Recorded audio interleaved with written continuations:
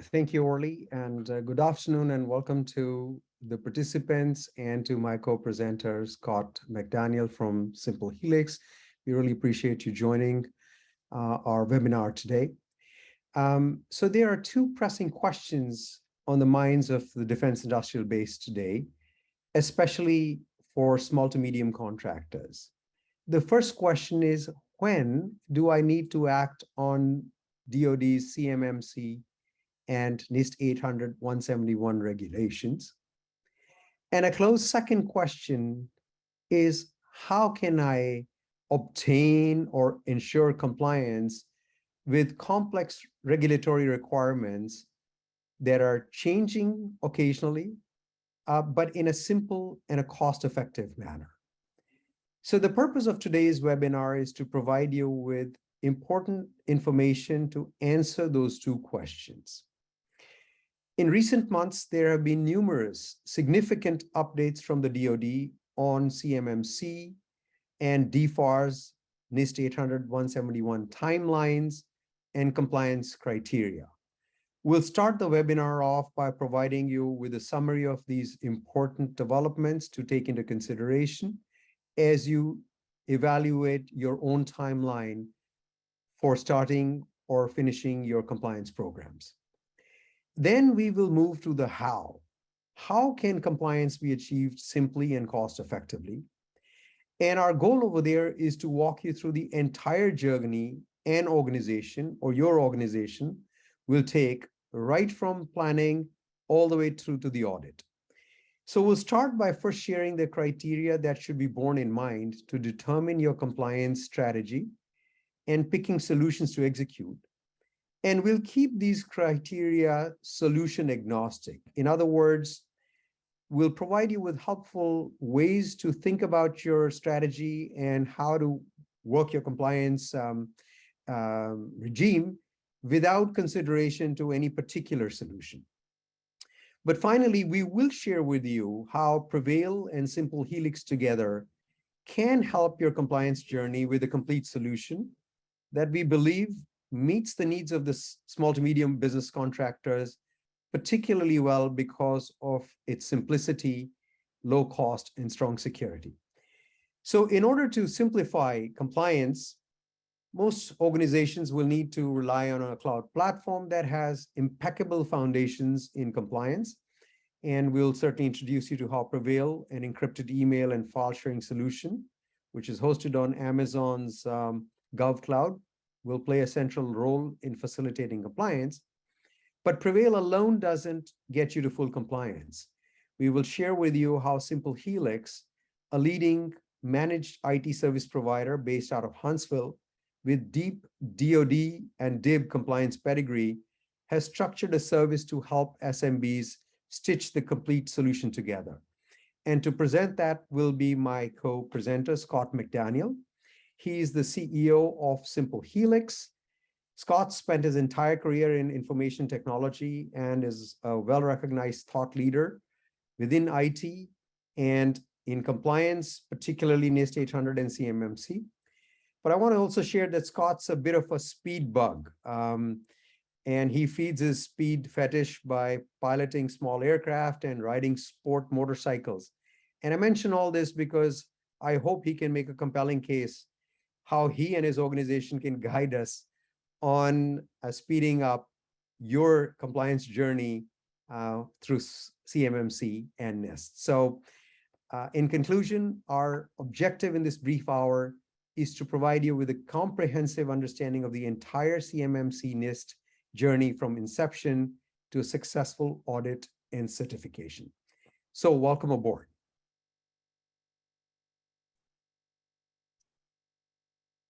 All right, so I will, with your permission now, share my screen.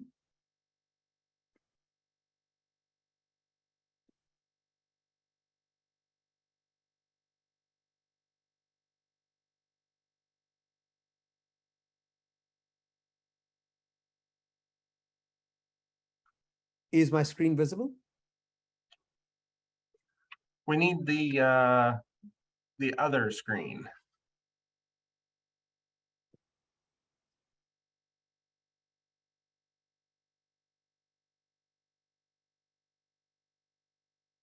Sorry about that.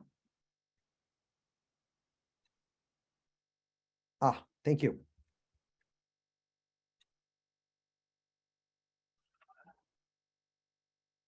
There we go. Perfect. Thank you very much. Yep. So let's start with some of the important compliance updates that have come from DIBCAC, Cyber AB, and the Department of Defense. The first I want to focus on is the update on CMMC.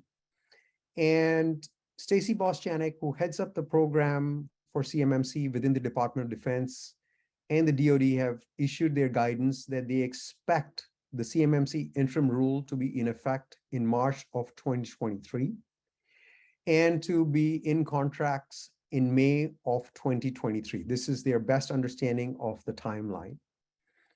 And for those that are new to the CMMC world, if you handle CUI, CMMC will require you to comply with the 110 NIST 800-171 controls. And DoD has further clarified that an external audit through what's called a C3PAO, Certified Third-Party Audit Organization, will be required for virtually every contractor. There was some talk earlier that you could self-attest, but in essence, the DoD has come out and said that virtually every single contractor will require an external audit.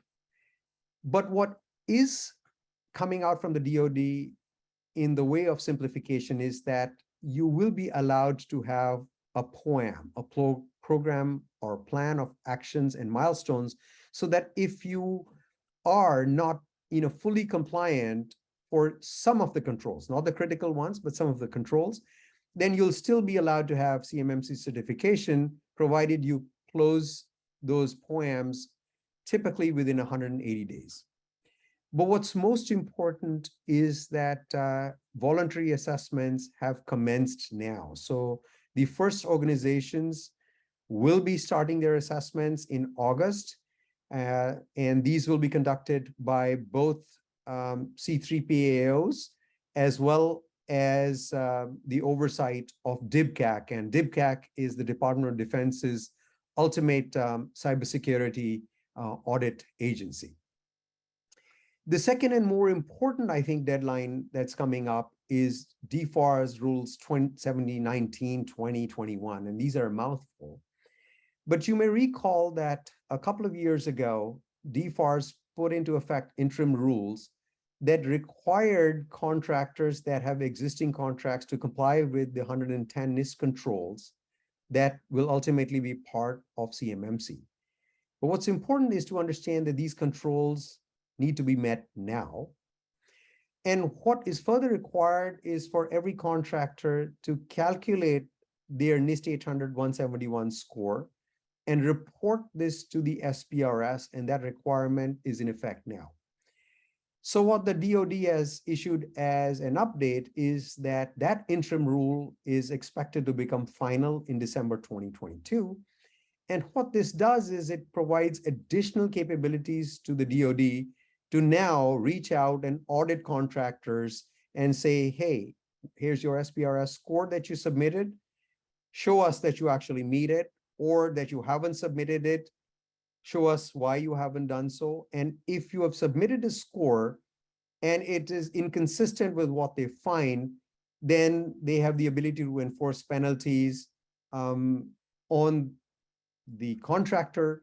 And so these are significant milestones that have spurred the timeline to act for both DFARS as well as CMMC. So next, moving on to, what does this thing mean to you and how should you respond to it? Obviously, the updates that come from the DoD and Cyber AB indicate that, we are between 4 to 6 months from full implementation of NIST 800-171 and CMMC. So most organizations will at least start to say, hey, I got to put a strategy and a plan of action in place now to comply. So what should be the characteristics of such a plan, and what are the criteria you want to bear in mind to set your own strategy? So I want to step back and say, first and foremost, that the purpose of CMMC and DFARS and Itar is protecting the controlled and classified information. Oftentimes we get lost in the jargon of compliance, but what the compliance is striving for over here is security of those pieces of information that are deemed controlled and classified information.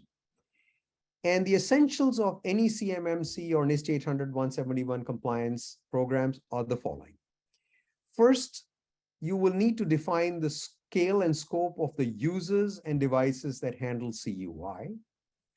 Second, you need to have platforms that you use to store and share your CUI to be in compliance with NIST 800-171.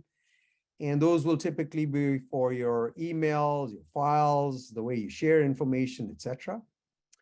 And third, compliance demands documentation. And the documentation comes in the form of a system security plan. And you will be presenting that system security plan as evidence of compliance to assessors when that audit takes place.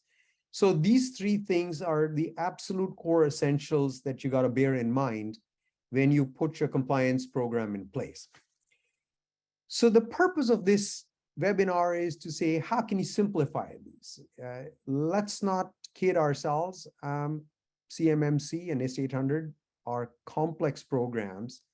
So when you think of simplification, it's got to make sense that here's where the source of complexity is, and here's how I'm going to simplify. So let's walk you through the four main sources of complexity and cost, and then how do you simplify that? The first is that it was widely perceived that I, as a contractor, need to have a wide compliance boundary. Everybody in my firm needs to be included in the compliance boundary. So you've got a lot of people and a lot of devices in scope. And of course, the more people and the more devices, obviously, the more complex the compliance process. The way to simplify is that now we have clear understanding that you can restrict the scope of the devices and the people to an enclave. You can basically say, look, these are the folks and the devices in my organization that handle CUI, and therefore I'm going to restrict who I'm getting compliant for, not to the entire organization, but to those folks and devices that handle CUI. This is a particularly attractive strategy for small to medium businesses. The second, your existing storage and sharing solutions for CUI, which happen to be email, file, and others, but email and files are most important. Many would say, well, go and rip and replace those with a solution that is compliant, because the existing ones that are commercial O365, G Suite, etc., are non-compliant. And so if you rip and replace, it takes time, many, many months to do that. And time in this case, equates to dollars. So the way to simplify it is to look for strategies that say, look, I'll keep my existing O365 or G Suite and augment it with simple solutions that do allow me to be compliant. And so that's a way in which you avoid the time to rip and replace. The third source of complexity is documentation. For a typical CMMC program, your documentation is somewhere in the 300-page realm. And if you develop all the documentation from scratch, again, it's going to take hundreds of hours to develop, which equates to dollars. So what you ought to be looking for is, if you are getting external solutions for email and files, etc., to get compliant, it's an obvious thing to seek from the document provider thorough documentation on how they are compliant, so that you can build your own compliance documentation based on their docs. And so you're inheriting compliance from these service providers. You should also inherit documentation from them. So one way to simplify it is to get the documentation from platforms that you get from the outside to implement your CMMC. And then the final source of complexity that exists across the SMB is typically lack of in-house compliance expertise. And that's unavoidable. Most small to medium businesses don't have compliance personnel on board. And so to simplify it is to get external help from either C3PAOs or organizations that have not C3PAOs, registered practitioners, and managed IT services organizations that have registered practitioner expertise within their organization so that you can stitch the complete solution together. So with this, I think we have provided you with an overview of the general strategies that you can bear in mind to simplify your compliance journey.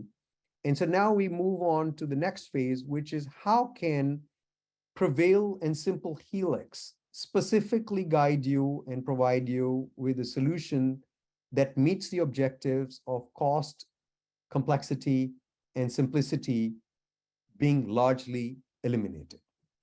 So PreVeil is an encrypted email and file collaboration system. It facilitates compliance for defense companies and higher educational institutions with NIST 800-171 Cmmc, but also Itar. The fundamental way in which we secure your CUI, whether it's in emails and files, is through a zero trust modern approach that's called end-to-end encryption, which means that information is encrypted from the sender to the recipient, and it cannot be decrypted by anyone in between, whether it's an attacker or even PreVeil. The system also provides ransomware protection and extends the notion of zero trust so that even if servers are attacked or the admins that handle the service are breached, or your admins are breached, or your passwords are compromised, the information remains secure. And that's that fundamental level of security that makes compliance easier. And it supports most of the environments that exist in your corporations, which is PCs, Macs, iOS and Android mobile devices, tablets, and very shortly Linux as well. So just a couple of things about the encrypted email and file sharing. So PreVeil's encrypted document collaboration is called Drive. It's very similar to Dropbox or OneDrive or Google Drive, except it's compliant and end-to-end encrypted. So it's a really simple system and a familiar user interface for you to use.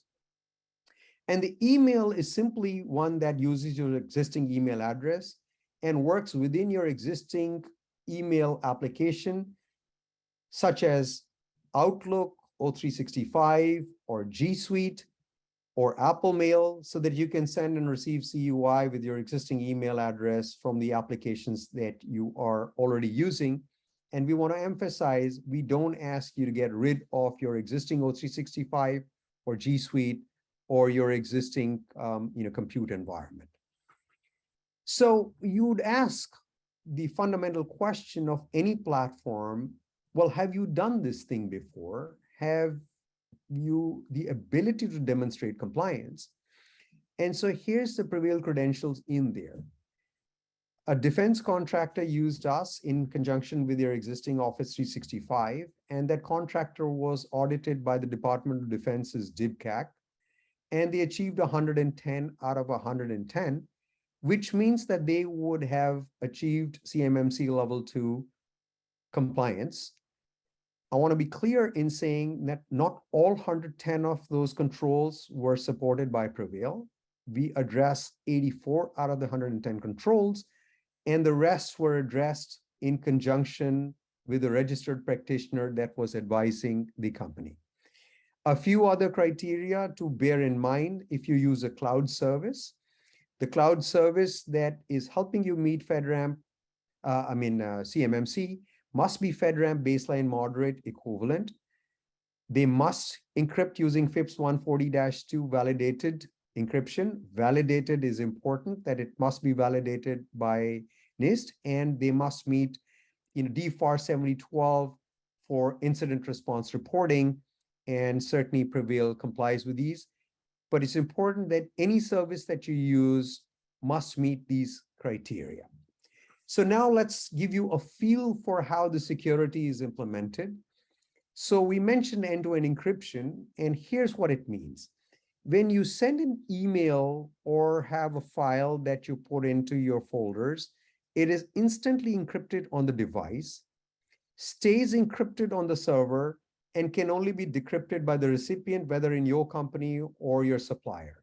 What's important is to understand that the keys to decrypt this don't exist on the servers, don't exist with anyone except you and the person that you shared with, so that when an attack occurs on the cloud, even as secure as AWS GovCloud, your information is essentially gibberish. And it is for this reason why the National Security Agency advocates the use of end-to-end encryption as its #1 criteria for protecting information. And it is for this reason that newest regulations for Itar now specifically say that you can store and share Itar information as long as it is end-to-end encrypted with FIPS 140-2, and the provider of the service has no ability to decrypt that information. So how does this whole thing come together? Well, first and foremost, Prevail provides you with the system. You add it onto your existing O365. You do so in a matter of hours, no rip and replace. So instead of months of spending time to rip and replace, you do so in an hour. And secondly, Prevail provides you with a 200-page full compliance documentation package that supports those 84 controls, so that when you're stitching your compliance program together, you don't have to go to those 84 controls and develop those documentation from scratch, because each of those easily requires 10, 12 hours. So you're looking at hundreds of hours of time to develop it from scratch. And it is for this reason that well over 500 defense contractors kind of look to the system to provide them with a simple, secure system that has strong credentials for compliance and comes with documentation. I'm going to conclude by saying that the system also is integrated with what's called a GRC platform. And typically, most organizations will need a GRC. A GRC is a governance, risk, and compliance platform. And it's a platform, think of it like your TurboTax, that collects all the compliance documentation, organizes it, tells you where you need to do extra work. It generates your SPRS score, monitors if you have a program of action and milestone and haven't completed it, creates your system security plan. And so we integrate ourselves with platforms such as ComplyUp, so that with one platform you can click a button, it populates the documentation for the 84 controls, it calculates your SPRS scores, and then keeps track of what you're doing through your compliance journey. So how to get from the fundamental platform of Prevail to 110, which is what you will nominally need for CMMC compliance? I want to emphasize again that Prevail alone doesn't provide, full compliance, because we only address 84 controls, and many of these 84 controls required shared customer responsibility to meet compliance. So what are your options to finish the job off? Well, there are two that, are really important.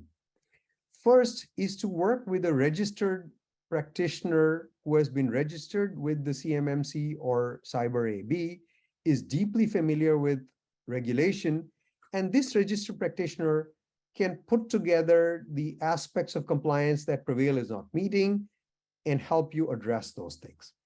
And that is an ideal choice for organizations that have some level of sophisticated or some level of in-house IT expertise. But many SMBs don't have IT expertise in-house and want to rely on outside providers for IT. So the best option then is to work with a managed IT provider who's also a registered practitioner and has compliance and IT expertise, and then they can put together what remains from the Prevail solution, because they can handle your IT needs, the remaining gaps in compliance. And our partner Simple Helix is a perfect example of just such a provider. And so I'm going to hand it over to Scott from here to take it on and show how Simple Helix, works with you as a SMB to put an entire soup to nuts compliance package together. Over to you, Scott. All right. Well, thank you, Sanjeev. And I will share my screen. So let me get that up.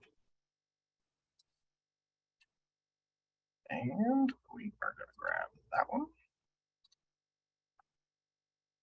All right. Do y'all see my screen? We do. All right. So thank you for having me here today, Sanjeev. Again, my name is Scott McDaniel. I am the CEO here at Simple Helix.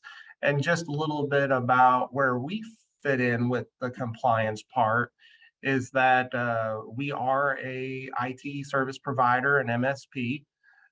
We are unique in the sense that we do own and operate our own Tier 3 data center here in Huntsville, Alabama, that is built to a DoD spec. Our vision when we started this whole thing was to give government contractors a place to have a DoD spec or military spec data center at their disposal without actually being on an arsenal. And as a result of that, we do provide obviously data center services. We provide fiber connectivity, so we can provide encrypted circuits between our data center and your office, but we can also get you, direct internet access and those type of connectivity options. And then we have this managed services team that will do technical uplift to help your organization meet the requirements of CMMC, NIST 800, 171, and more. As Sanjeev was just mentioning, we recently just became a registered practitioner with the Cyber AD. So what that means is that we have gone through an exercise with the Cyber AD that basically says that we have been trained against CMMC.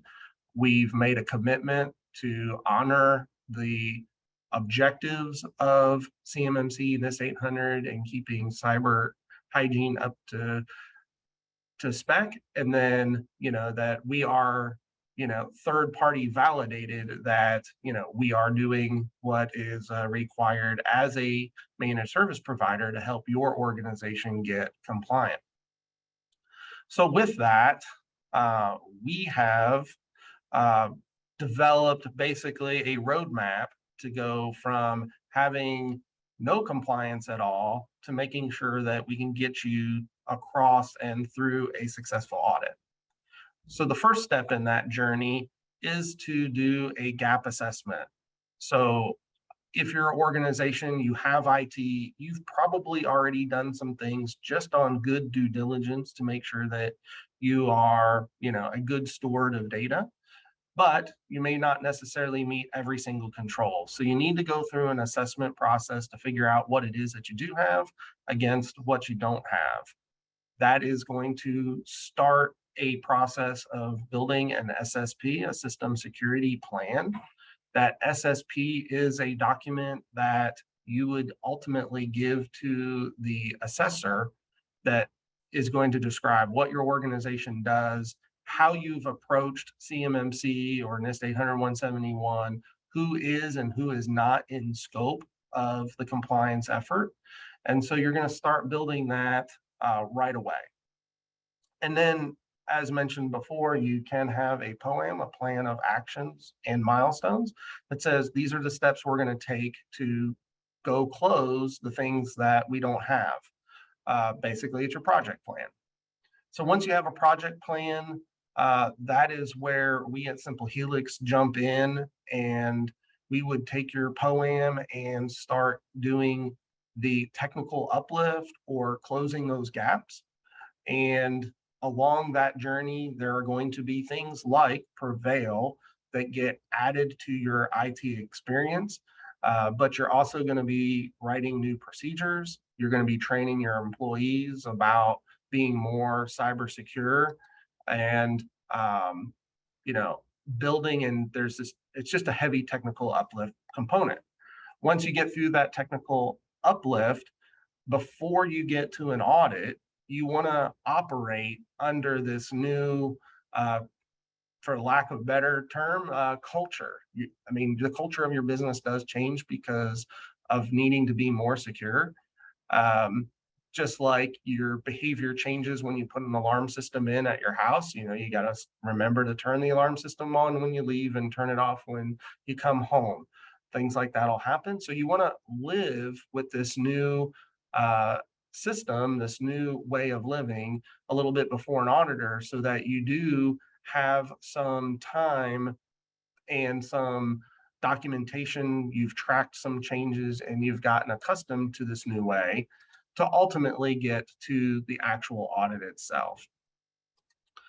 When it comes to, your choice of getting to the finish line, you can become compliant by doing it 100% by yourself. So you don't need to bring in necessarily Sanjeev and myself to get across the finish line. But the challenge there is that you have to learn NIST 800-171. You have to learn where CMMC overlaps with NIST 800-171. You got to go build your own program. You got to write your own SSP. You have to do all the IT work yourself.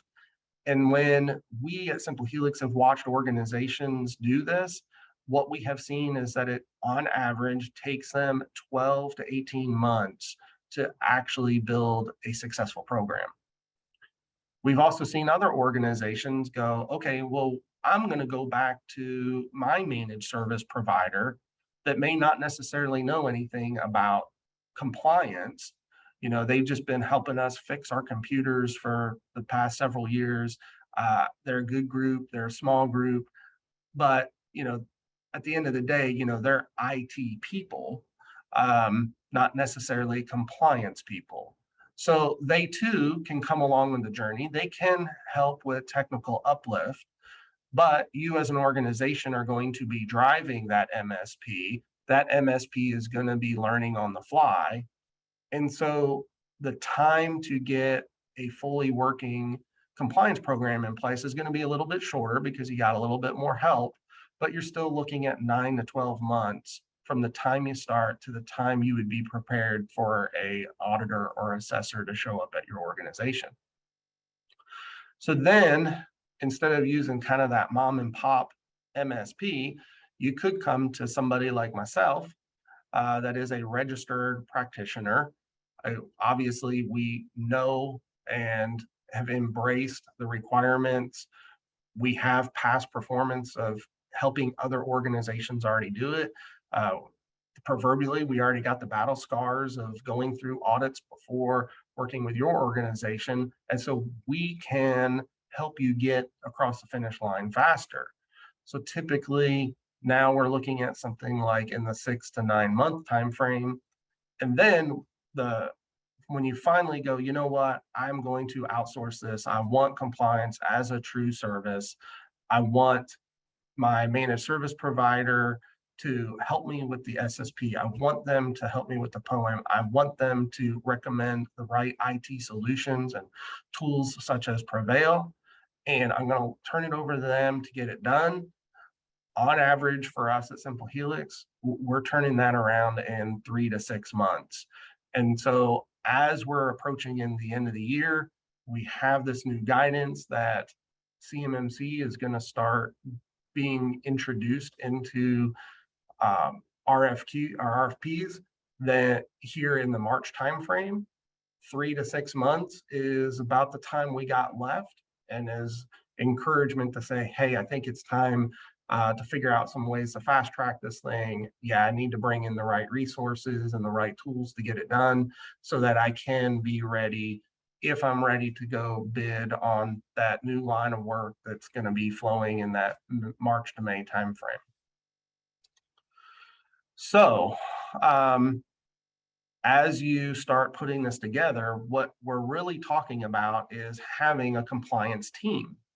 And so, who are the team members? Well, there's me as an implementer. That's kind of what the MSP and the MSSPs, managed system security providers, we're implementers to your organization.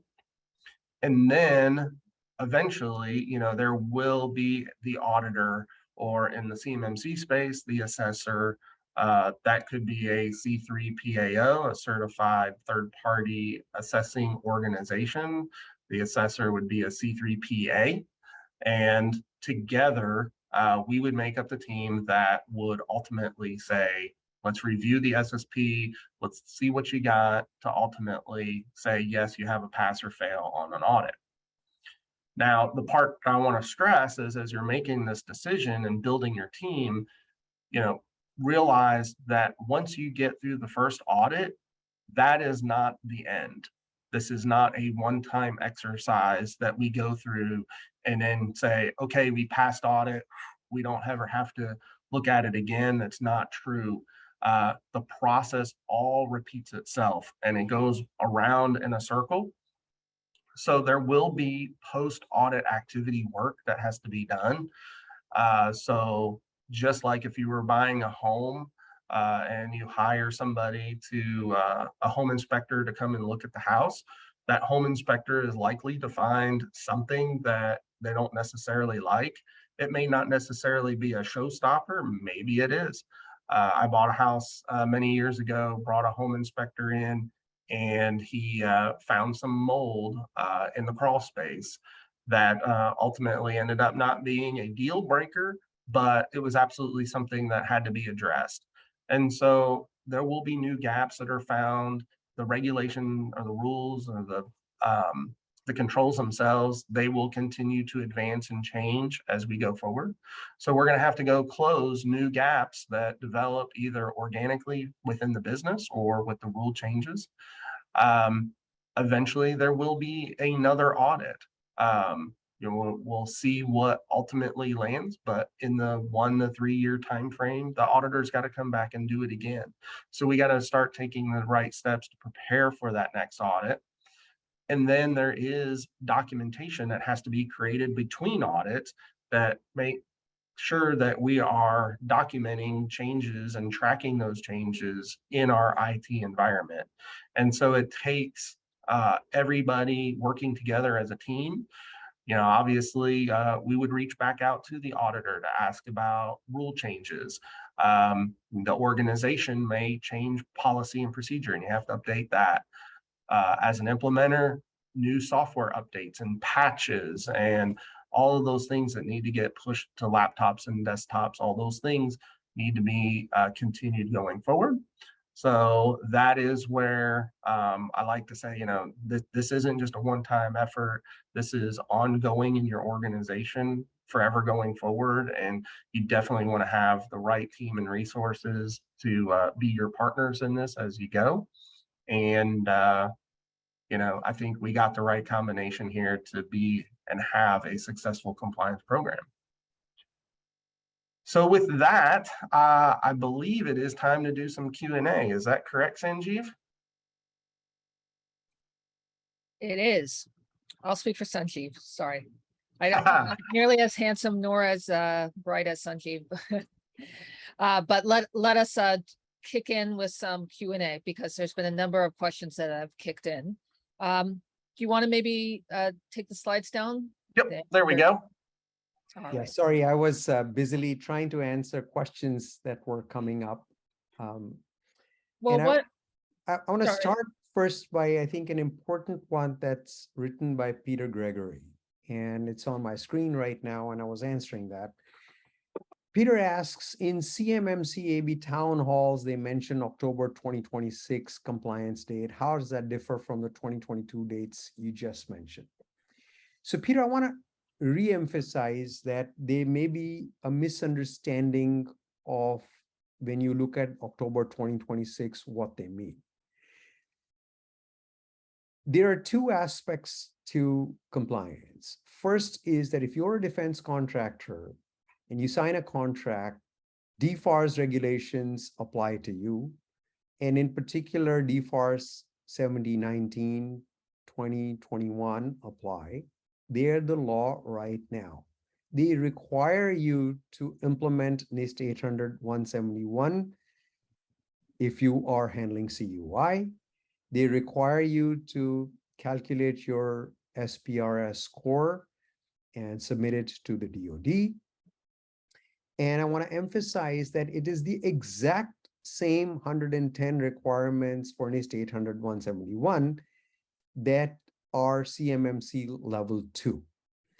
So when the CMMC AB is providing guidance, and the guidance to follow is particularly what the DoD is saying, it's saying this, that CMMC with its requirement for 110 NIST 800-171 requirements will be the interim rule in March of 2023. I underscore March of 2023. It will start appearing in contracts in May of 2023. There is no way for anybody, no defense contractor, nobody to know which particular contracts will require, CMMC.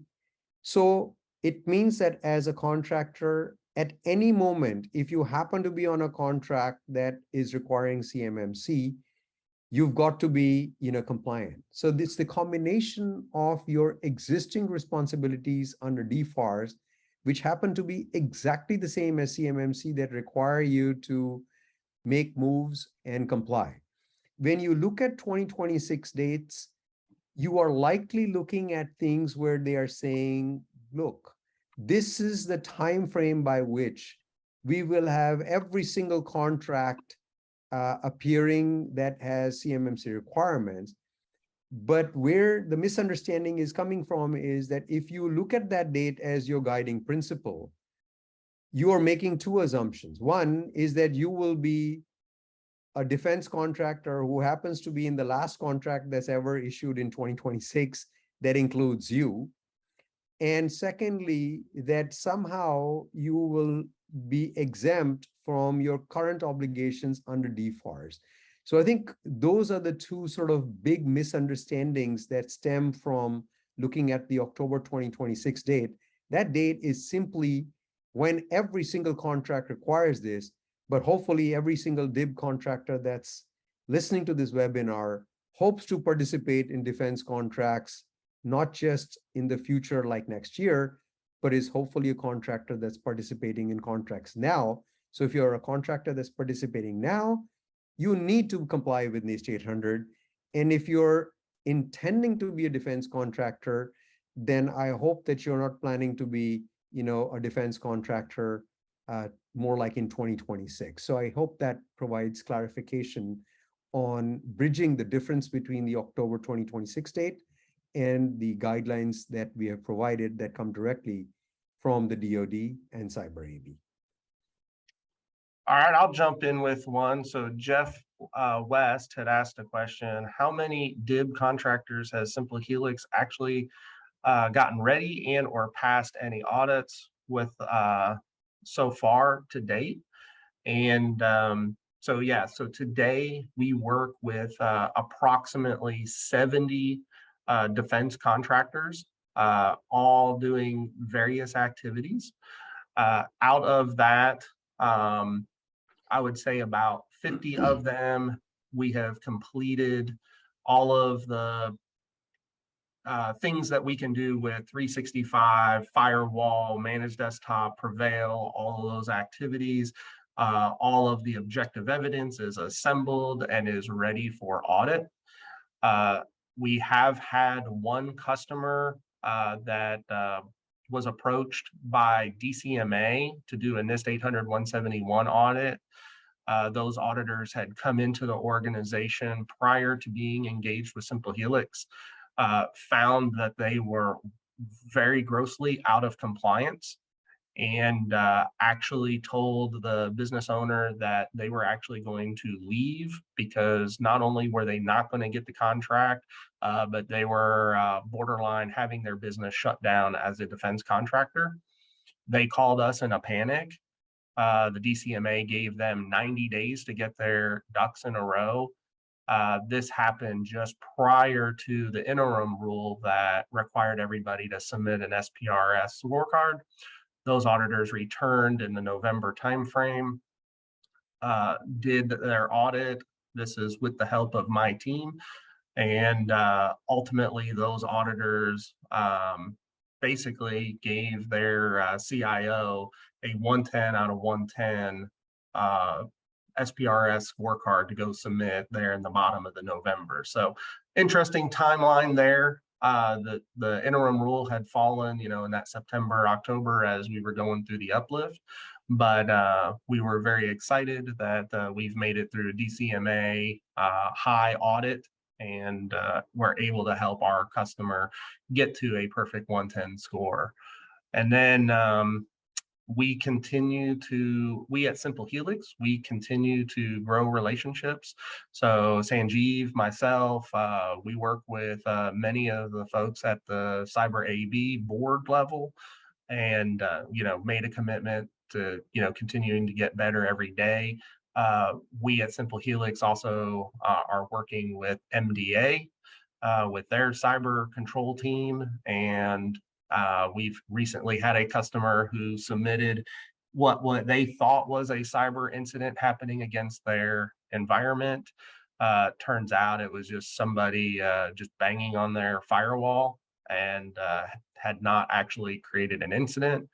But MDA has come in, reviewed the SSP, has reviewed all of the work that we did, and gave a lot of positive feedback to the type of things that we're doing. So I think we're definitely in the right category, and we definitely got some experience under our belts to help folks like yourself out. Well, thank you. very much. I'd like to add a few comments to this. So we have a varied audience over here, gauging from the questions that are asked. And I'm mindful that there's an alphabet soup over here: CMMC, DIBCAG, DCMA, etc. So Scott mentioned DCMA. Sorry, I get so comfortable with it. I think we folks that live in this world take these words for granted. I want to give you a slight translation of what Scott said. So Scott articulated exactly the principles that we shared with you, which is, first, DCMA stands for Defense Contract Management, Agency, I believe. And this is the agency that handles all defense contracts. And the agency reached out to Scott's customer, I don't know who they were, and tapped them on the shoulder and said, hey, you handle CUI. We want to see, how you're doing in meeting those 110 controls. So the first important thing to recognize is that the DoD is getting serious, and they can at any time under existing contracts kind of reach out and tap you on the shoulder. The second thing Scott mentioned was that they found that they didn't have the documentation, etc. And when I mentioned that the audits occurred, those audits occur with DIBCAC, which is the Defense Industrial Base Cybersecurity Assessment Center. DIBCAC is part of DCMA. So when Scott mentioned DCMA, he really is saying that they sent their top auditors to go and evaluate the company. But the key points I want to underscore over here is that this emphasizes that if you are a defense contractor, you are required to make progress on NIST 110 compliance. And the more important thing is that if you do the right thing with NIST 171 compliance, you're automatically well on your way for CMMC, because it is exactly the same 110 controls. So I did want to clarify, the alphabet soup a little bit, but also underscore why this thing emphasizes the guidance that the DoD had shared for DFARS and CMMC that I described in my first slide. Yeah, and you bring up a really good point there, Sanjeev. So I will say, like, from our side at Simple Helix, as CMMC was being born and grown, I would say internally, we even kind of felt like, hey, NIST 800-171 is a standard, and CMMC was going to be a whole new thing. And eventually NIST 800-171 would just be fully replaced by CMMC. And so if you had come and talked to us in 2019 and 2020, we were treating them as one or the other. And here with CMMC version 2 coming back to NIST 800-171, there is speculation in the future of, what ultimately will happen with CMMC. Is there going to be a version 3? And, we could speculate all we want about that. But at the end of the day, we have come back to, hey, we know that we've supposed to have been doing NIST 800-171 since 2017. CMMC version 2 is now NIST 800-171. So we're still talking about the same 110 controls. So let's just focus on that, because any effort spent on that is not wasted. We know that it's not going away. We're not having to rip out one solution for another solution because we're talking about a different standard. And so we finally just said, hey, we're making a strategy. Let's go knock out NIST 800-171, knock out the 110 controls, because they're not going away anytime soon. And it covers CMMC and the old NIST 800-171. It's the silver bullet to get you 2 standards at one time. Thank you. I have another question that was asked, and I won't mention the name of the entity, but an entity basically said, look, we have Office 365. We have some US citizens and a Canadian citizen, and we handle CUI and we handle Itar. And they were trying to make the case that, CUI is one level and Itar is another level. Can Prevail address both? Do I require separate enclaves for them? And so I wanted to kind of answer that in detail. So the scenario that you described, where you've got employees here, you got different citizenships, you could even have employees, in Canada. This is where the entire system shines very well. You keep your Office 365 and you add Prevail to it. And the same system, when you send an email or you share a file through Prevail Drive, the same system will work for your Itar data as well as your standard CUI. Of course, you got to meet the Itar requirements to ascertain that the person that you are sending the information to is authorized to receive it, etc. But in terms of the platform that you use to send Itar data and CUI, it's exactly the same. And I want to go into a little bit of compliance geek speak for why is it that Itar data can be handled by Prevail. So in 2020, Itar regulations were updated, and specifically regulation came into being that's called Section 120.54. And what that says is that you can send, receive, store, and share Itar data with a cloud system, provided it does 3 things. First, it needs to implement end-to-end encryption. Second, that end-to-end encryption must be implemented using FIPS 140-2 hardware or software. And the third is that no third party, including the provider of the cloud system, has any ability to decrypt that information. So it was and is the modern regulation based on zero trust, but it really makes life simple. And so when you add a Prevail, it is an end-to-end encrypted system. We use FIPS 140-2. We have no ability to look at your information or decrypt it. And it's because of that you can send and receive Itar data. And it's because of that your CUI, that's for CMMC, also, in essence, because of the high security, gets to comply with a lot of the regulations. And then we have put on top of that other aspects of the system that further address NIST 800-171. And so when you get the system, you address both CMMC, NIST 800-171, and Itar, and you do so by keeping your existing Office 365 environment as is. So I hope that clarifies that.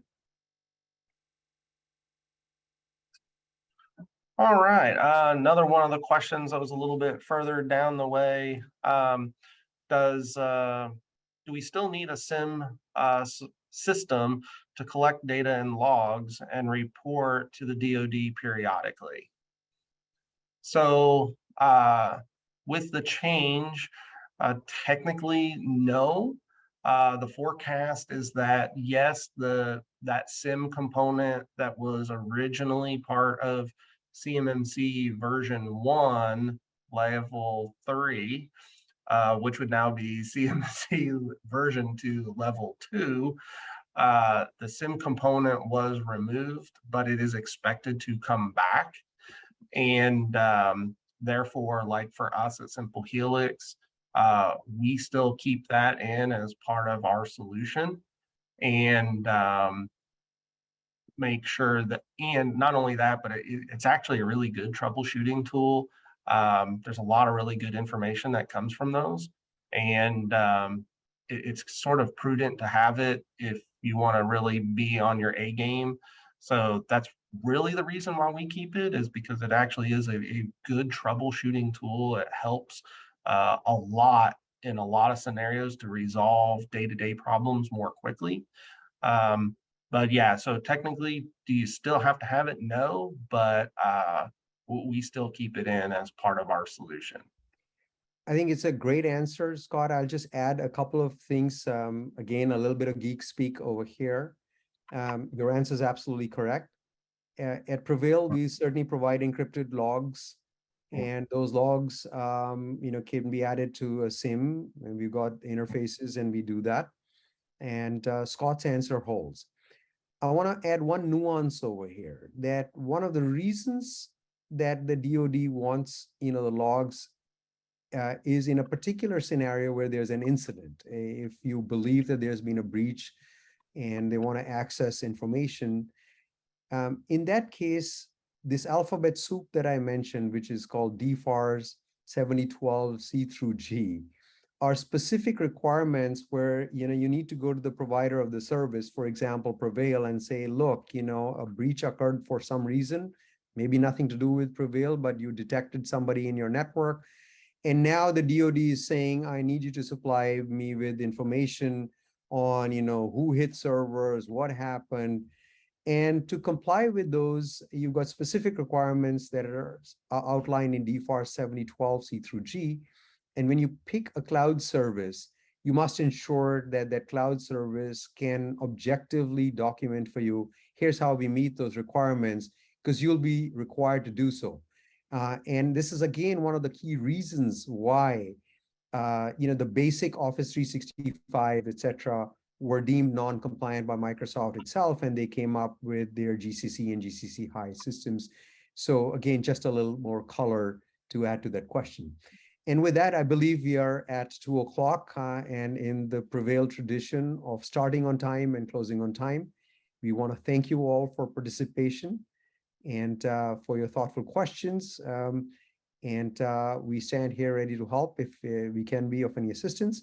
Reach out to us at info@prevail.com or to Scott. I know that the people that have expressed interest in doing so in the chat. Good luck with your compliance programs. Yeah. Thank you very much for having us, and have a great day.